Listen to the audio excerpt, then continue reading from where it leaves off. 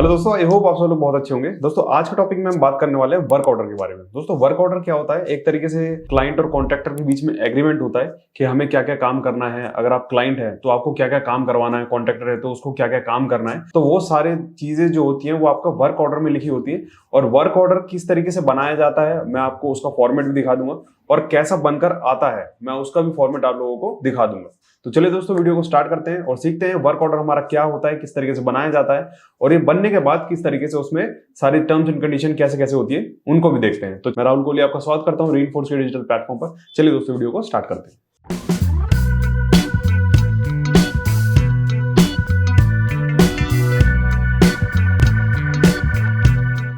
दोस्तों work order बनाने से पहले उसके बारे में कुछ चीजें देख लेते हैं कि वर्क ऑर्डर की हमें जरूरत क्यों पड़ती है।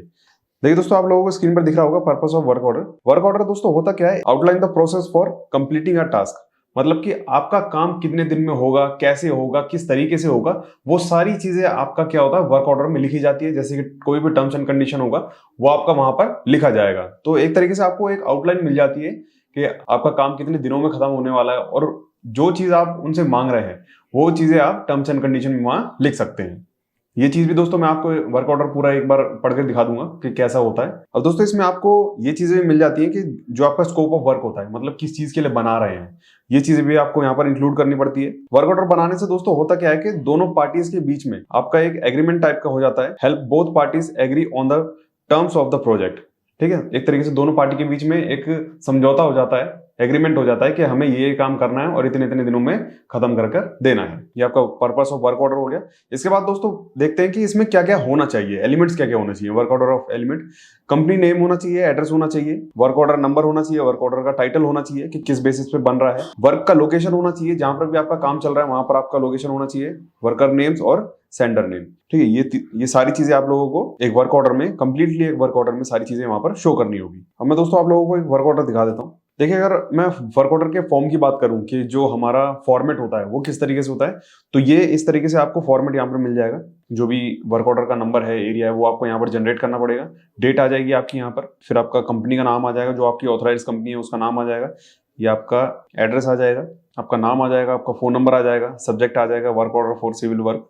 ठीक है, जो जो काम आप कर रहे हैं वो चीज आप यहाँ पर लिख सकते हैं। ठीक है, इसके बाद दोस्तों आपका जो भी समरी आती है वो आपकी यहाँ पर आ जाएगी। अगर आप लोगों को ये वर्क ऑर्डर चाहिए होगा तो मैं आपको लिंक में भी इसको प्रोवाइड कर दूंगा, तो वहां पर जाकर आप ये चीजें देख सकते हैं। ये दोस्तों समरी यहाँ पर हो जाएगी। इसके बाद दोस्तों हमारे पास बहुत सारे ऐसे पॉइंट्स हैं जो कि मैं अगर वर्क ऑर्डर पढ़ने बैठेंगे तो बहुत टाइम लग जाएगा, तो मैं जो की पॉइंट्स है वो चीजें आप लोगों को मैं यहाँ पर दिखा देता हूँ। और मैं ये जो वर्क ऑर्डर आपको दिया हुआ है, ये जो वर्क ऑर्डर यहाँ पर मैं आपको शो करके दिखा रहा हूँ, ये मैं लिंक में भी डाल दूंगा, आप इजिली बैठकर वहां पर पढ़ भी सकते हैं। ठीक, अब कुछ चीजें हैं जो मैं आप लोगों को पढ़कर दिखा देता हूँ। देखिए, बहुत से वर्क ऑर्डर में क्या होता है कि इसमें आपका जो टोटल काम का जो बीओक्यू है वो भी इसमें दिखाया गया होता है। जैसे यहाँ पर अगर मैं देखूं तो ये आपका लास्ट में 290 ये आपका नंबर आ गया यहाँ पर, और ये आपका ग्रैंड टोटल आ गया। ठीक है, 6 करोड़ के आसपास का ये काम है। ठीक है, 6 करोड़ 81 लाख रुपए का काम है। अब दोस्तों इसमें जो टर्म्स एंड कंडीशंस है वो चीजें आपको थोड़ी सी यहाँ पर देखनी पड़ेगी। जैसे टर्म्स एंड कंडीशन की बात करें तो यहाँ पर पेमेंट टर्म लिखा हुआ है, ड्यू विद इन 30 डेज, आपको 30 डे में पेमेंट रिलीज करनी पड़ेगी। डिफेक्ट लायबिलिटी पीरियड है, प्राइस वैलिडिटी है, शेड्यूल है, sample of to be approval है, कंप्लायंसेस है, और आपका रिटेंशन मनी है। तो ये सारी चीजें भी आपकी यहाँ पर दी गई है। अगर रिटेंशन मनी अगर है तो कितनी है, कितनी एप्लीकेबल है, आपका 5% एप्लीकेबल है। ठीक है, ऐसे ही दोस्तों सारी टर्म्स एंड कंडीशन यहाँ पर लिखी हुई है। देखिए, स्ट्रक्चर एंड फिनिशिंग वर्क है नंबर 1, 60 फुट बाय 80 फुट का है। ठीक है, तो ये सारी आपको डायमेंशंस दे रखी है, और भी बहुत सारी चीजें ऐसी हैं जो कि यहाँ पर लिखी हुई है। देखिए, the contractor is required to submit the bill within Monday to Friday between 9 to 12 PM।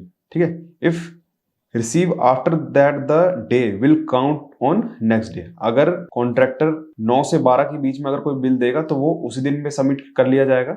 ठीक है, अगर वो 12 बजे के बाद देगा तो उसकी जो डेट है वो नेक्स्ट डे काउंट की जाएगी। ठीक है, ऐसे ही दोस्तों सारे यहाँ पर की पॉइंट्स लिखे होते हैं, वो चीजें आप लोगों को अच्छे से पढ़ लेनी है। जैसे यहाँ पर देख सकते हैं आप, रिटेंशन मनी जो है वो 5% के आसपास दी गई है। और ये 6 नंबर पॉइंट पर आप यहाँ पर देख सकते हैं, reinforcement steel third party testing charges will be paid extra. अगर आपको कोई भी रीइंफोर्समेंट की टेस्टिंग करवानी है तो वो आपको एक्स्ट्रा पे करना पड़ेगा, क्योंकि जो टेस्टिंग का चार्ज है वो आपको वहां पर देना पड़ेगा। ठीक है, तो ऐसे ऐसे क्लॉज भी आप लोगों को वहां पर डलवाने पड़ेंगे। मोबिलाइजेशन एडवांस है या नहीं है तो वो वहां पर आपको लिख देना है। वाटर कहाँ से आएगा, पावर कहाँ से आएगी, वो सारी चीजें भी आपको यहाँ पर मेंशन करवानी है। पीएफ स्टेटमेंट है, चालान है, या फिर आपका आर बिल है, उन चीजों का भी आपको यहाँ पर टर्म्स एंड कंडीशन में डाल देना है। देखिए 26 नंबर पॉइंट की अगर मैं बात करूँ तो यहाँ पर सारे वेस्टेज आप लोगों को यहाँ पर दिख जाएगी। सीमेंट का 2% वेस्टेज है, टाइल का आपका 7% वेस्टेज है, टाइल वेट्रीफाइड और सिरेमिक टाइल है वो आपका 7% है, नेचुरल मार्बल है उसका 18% है, कोटा स्टोन है वो आपका 17% है, स्टील आपका 4% है। तो ये सारी जो आपकी वेस्टेज है वो भी आप लोगों को यहाँ पर देखने के लिए मिल जाएगी।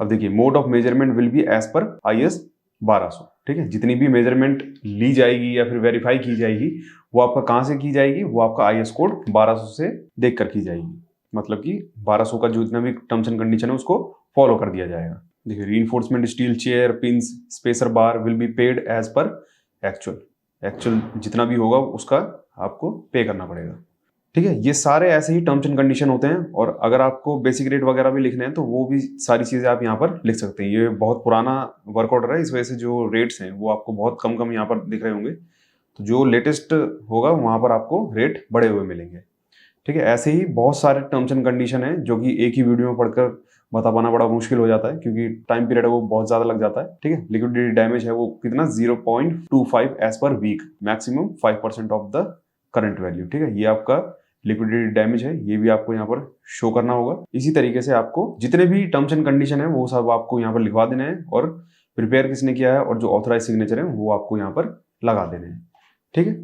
तो ये हो गया हमारा वर्क ऑर्डर बनकर तैयार, ठीक है। तो इसी तरीके से हमारा वर्क ऑर्डर बनना है। इसमें टर्म्स एंड कंडीशंस सारी वहां पर लिखनी होगी, क्योंकि हमारे बीच में जो भी एग्रीमेंट हो रहा है वो किसके बेसिस पे हो रहा है, हम दोनों की एक तरीके से साझेदारी मान लीजिए कि मैंने आपको ये काम दिया है और वो आपको काम करवाना है, तो उसी के हिसाब से ये सारा वर्क ऑर्डर बनाया जाता है, ठीक है। मैं इस वर्क ऑर्डर को आपको लिंक में भी डाल दूंगा, आप एक बार बैठ के आराम से पढ़ लीजिएगा। और इसी तरीके से वर्क ऑर्डर बनाया भी जाता है। ये आपका एक फॉर्मेट है, आप इस फॉर्मेट का यूज भी कर सकते हैं। आई होप दोस्तों आप लोगों को समझ में आ गया होगा कि वर्क ऑर्डर क्या होता है, किस तरीके से बनाया जाता है, और जो इसका फॉर्मेट होता है वो कैसे होता है।